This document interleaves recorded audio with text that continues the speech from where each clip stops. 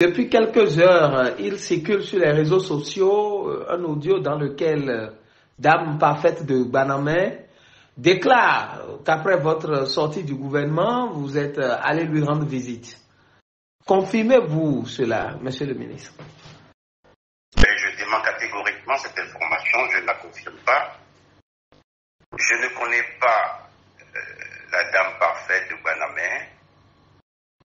Je ne l'ai jamais rencontrée, elle ne m'a jamais rencontré, et j'ai entendu, comme vous, à l'insistance de plusieurs amis, sur l'insistance de plusieurs amis, qu'elle aurait fait de telles assertions.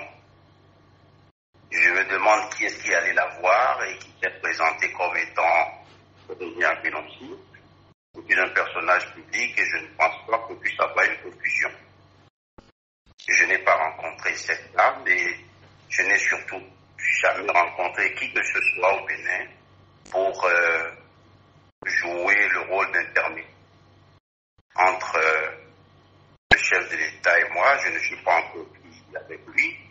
J'ai servi le gouvernement, j'ai tourné cette page et je ne vois pas pourquoi je demanderais à qui que ce soit d'aller intervenir ou interférer dans je ne sais quelle situation pour faciliter les relations entre le président. Moi, j'ai tourné la page du gouvernement, je suis parti à autre chose comme je l'ai souvent dit. Et puis, comme vous le savez, pour rendre visite à quelqu'un, il y a deux conditions. Il faut connaître la personne et ensuite connaître sa maison. Aucune de ces conditions ne sont remplies et je ne vois pas comment j'aurais pu me rendre à un endroit que je ne connais pas. Cela dit, moi je n'ai aucune hostilité vis-à-vis des religions. Je suis dans un esprit de grande tolérance vis-à-vis des religions et j'aimerais que ce genre de propos ne servent pas, soit pas l'occasion d'une polémique et je ne suis pas du tout intéressé par une polémique dans ce domaine. Je ne connais pas Dame Parfaite. Et je ne lui ai jamais rendu visite. Merci beaucoup. Justement, monsieur le ministre, on vous aura compris et les interprétations ont très fait d'être tirées par les uns les autres, mais voilà qui est clair désormais. Alors, l'occasion faisant le larron, monsieur le ministre, dites-nous, cela fait presque un an et demi que vous avez quitté vos fonctions à la tête de la diplomatie béninoise et à quoi vaquez-vous depuis lors? Si vous permettez, j'aimerais apporter un complément. Oui, allez-y. Ce que je viens de vous dire, je suis chrétien. Voilà.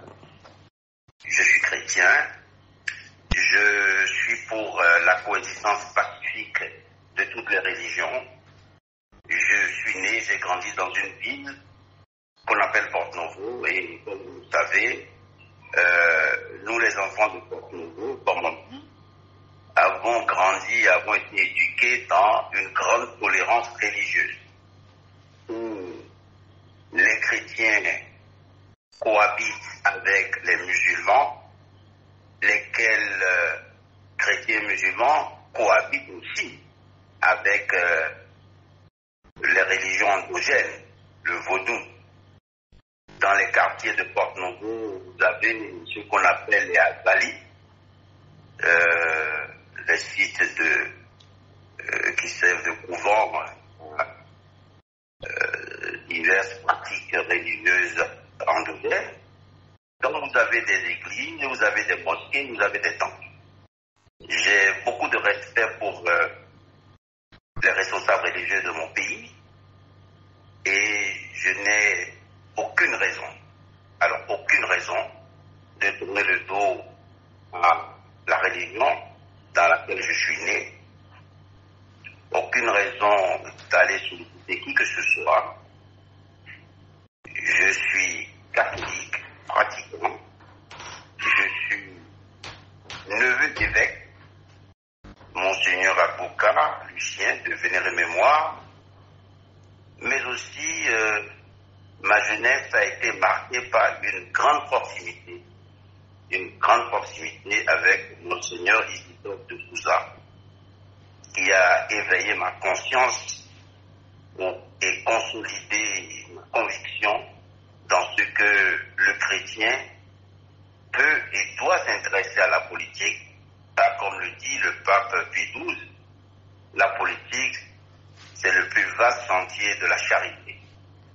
Veiller au bien-être des siens, veiller à l'amélioration des conditions de vie des citoyens dans la vérité et dans la rigueur devrait être et doit être le leitmotiv de tout chrétien. Donc, moi je respecte cette dame pour ce qu'elle est, mais il ne faut pas qu'elle fasse des assertions dénuées de tout fondement.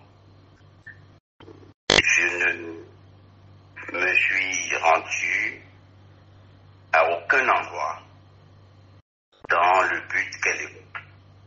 Peut-être qu'on lui a présenté un sujet de René Apelanti, mais si ça existait, je l'aurais su. Donc, je ne voudrais pas en faire une polémique, mais la question religieuse est tellement sérieuse que j'ai souhaité réagir. D'habitude, je ne réagis pas lorsqu'après des déclarations de moi, des personnes que je ne voudrais pas qualifier ici, héroïques, émettent des jugements discourtois, irrespectueux. C'est des personnes que parfois je poursuis, mais parfois je les laisse faire parce que je n'ai pas l'impression que c'est de moi qu'il s'agit. Mais la question religieuse étant très sensible, et mon rôle dans certains moments liés à ma foi, tel que je me suis senti obligé d'accepter de répondre à vos questions. C'est ce que je pouvais vous dire en complément de ce que j'ai expliqué tout à l'heure. Et pour terminer sur ce plan, vous savez que lorsque vous lisez les livres saints, quitter un gouvernement n'est pas grave. Et quand vous lisez Romains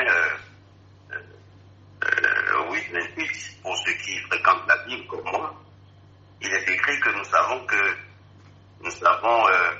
du reste que toute chose concourt au bien de ceux qui aiment Dieu, de ceux qui sont appelés selon son dessein. Moi j'aime Dieu et toute chose qui m'arrive, c'est pour mon bien. Je crois que les choses sont claires. J'espère qu'il n'y aura pas de polémique ni d'ambiguïté sur ce sujet. Et je voudrais que vous m'ayez donné l'occasion de m'expliquer. S'agissant maintenant de la question que vous venez de me poser, à quoi est-ce que je m'occupe? Je pense que certaines choses récentes ont prouvé que j'ai continué à rester actif, mais à mon rythme. Je participe à beaucoup de missions de consultation. Récemment, les fondateurs du cabinet conseil Kingham & Egg Partners m'ont confié la présidence exécutive de cette firme de consultation. Donc, je travaille à redynamiser ce cabinet, à asseoir de base pour qu'il puisse être plus présente et plus active en Afrique de l'Ouest. À côté de cela, je lis beaucoup, je voyage, je vais à des conférences ou à des colloques internationaux. Je suis un observateur attentif de la situation politique en Afrique et dans le monde. Les difficultés auxquelles sont confrontées les relations internationales ces derniers mois me préoccupent. J'écris sur ce thème particulier et comme tout acteur, j'observe un peu ce qui se passe autour de moi et je tire des leçons et j'essaie d'apporter à certains gouvernements qui me sollicitent mes avis, puis des questions ponctuelles, mais il s'agit là de consultations qui relèvent exclusivement de relations qui ne sont pas du domaine public. Voilà à peu près ce que je